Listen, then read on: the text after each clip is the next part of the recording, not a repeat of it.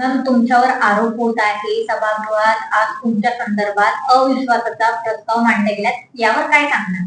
आज सभागृहात नक्की चर्चा झाली होती की अविश्वासची काय तरतूद आहे आणि जीएडीशी विचारला होता अविश्वासची काय तरतूद आहे याबद्दल आणखी पूर्ण चर्चा झाली होती. पण माझं एवढं म्हणणं आहे की जे काही आम्ही इथे जिल्हा परिषद नागपूरमध्ये जे काही त्यांचे आरोप होते तर इथे पूर्ण ॲज पर प्रोसेस काम आपला झालेलं आहे आणि त्यामध्ये ते कुठलेही असं तथ्य नाही आहे.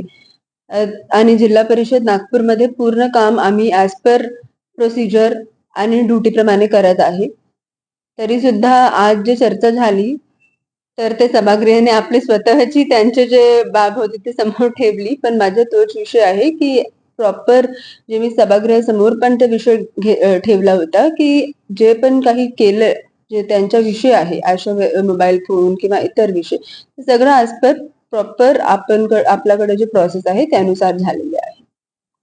सांगा ते मला.